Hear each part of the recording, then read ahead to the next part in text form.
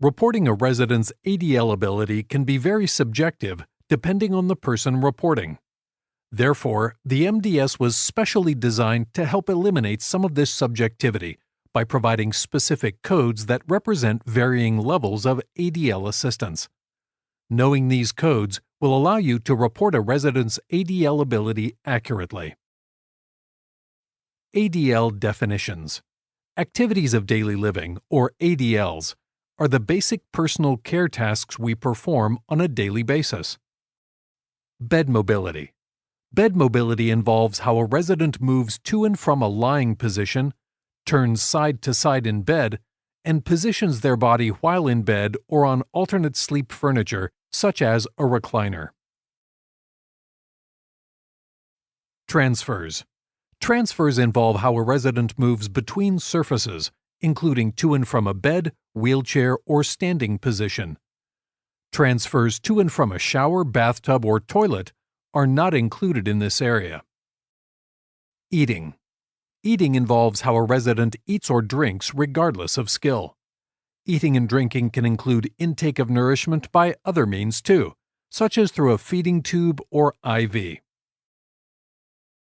Toileting. Toileting involves how a resident uses the toilet, bedside commode, bedpan, or urinal. Transfers onto and off of the toilet. Cleanses after elimination. Changes pads.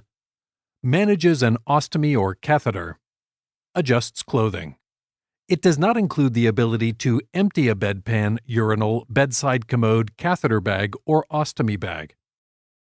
Documenting ADLs. Evaluation of a resident's ADL ability on the MDS considers two measures: ADL self-performance and ADL support provided. You are responsible for documenting the level of assistance a resident requires for each of these measures. The MDS provides specific codes and definitions to ensure accuracy and consistency. When documenting ADLs, you will use these codes to indicate the level of assistance a resident required during your shift for both ADL self-performance and ADL support provided. Self-performance. ADL self-performance is one measure of the amount of assistance a resident needs with an ADL. When determining level of assistance under this measure, ask yourself, how much of the ADL does the resident actually do? You should only consider what the resident actually did, not what they could do or should be able to do. This is a common source of errors when documenting ADL self-performance. A resident's self-performance can vary from day to day, shift to shift, and even within shifts, so be sure to document exactly what happened.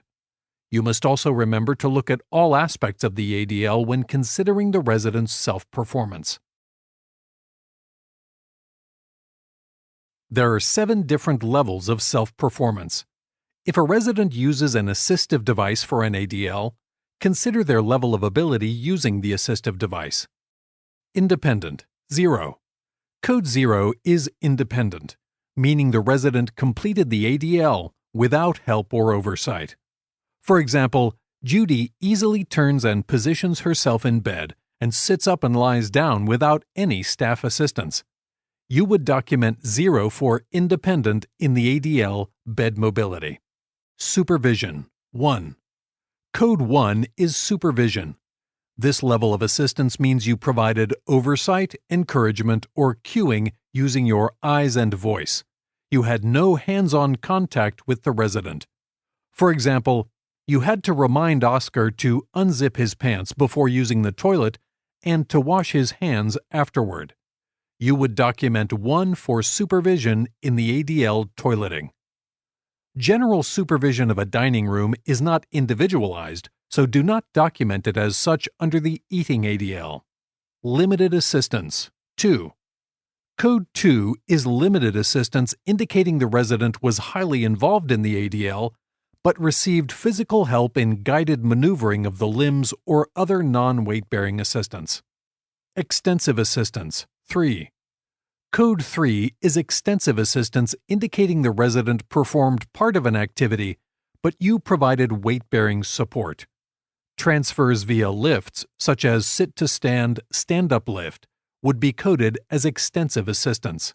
Total dependence, 4. Code 4 is total dependence.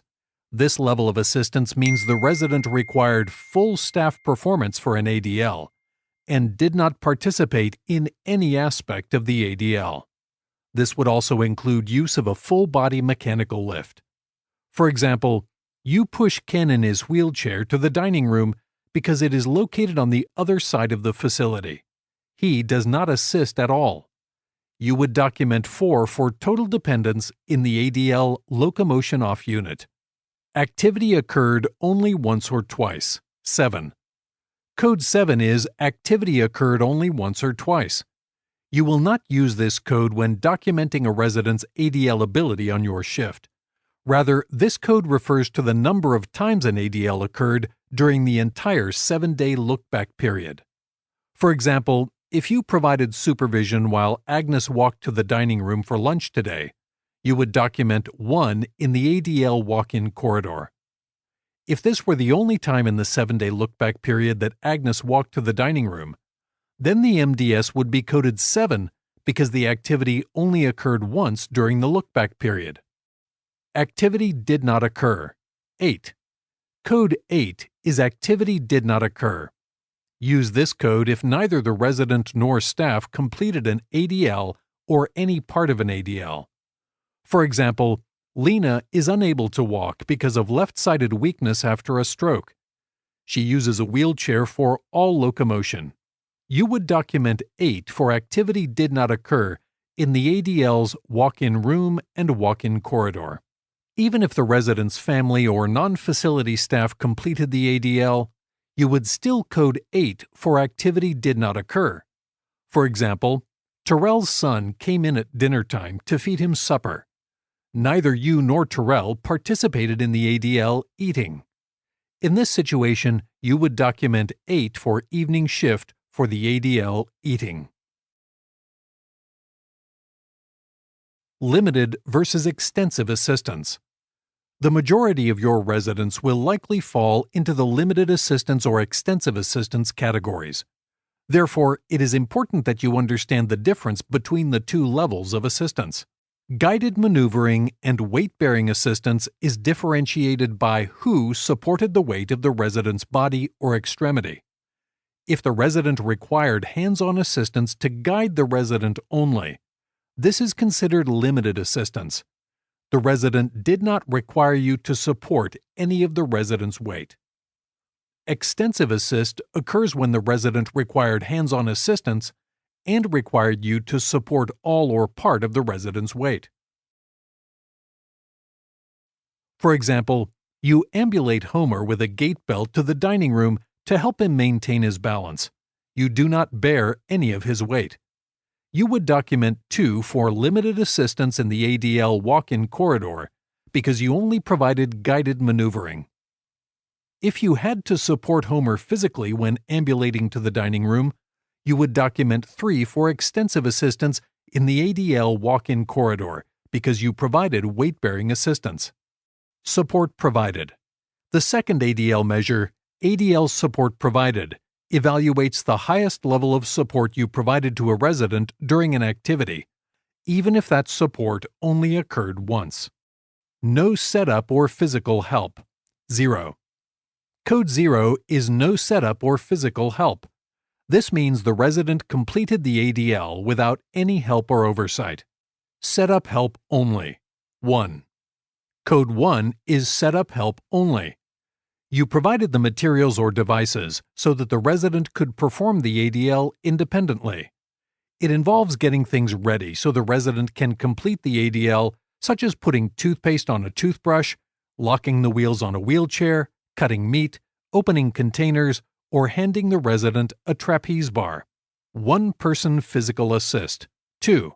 Code 2 is 1-person physical assist. This means the resident required the physical hands-on assistance of 1 staff member to complete the ADL. 2+ persons physical assist. 3. Code 3 is 2+ persons physical assist. This means the resident required the physical hands-on assistance of 2 or more staff members to complete the ADL. Did not occur. 8. Code 8 is ADL activity did not occur. Use this code when neither the resident nor staff performed the ADL. Summary. Now that you have finished reviewing the course content, you should have learned the following. Documentation of a resident's ADL ability is important to ensuring that they receive the appropriate services. In addition, every effort should be made to prevent a decline in a resident's ADL ability. The MDS uses specific terminology to reflect the varying levels of assistance in ADL self-performance and ADL support provided. You must be familiar with the definitions of each of these terms and the situations in which you are to use each one. By doing so, you can help ensure the accurate assessment of a resident's ADL ability. Congratulations! You have finished viewing the course content.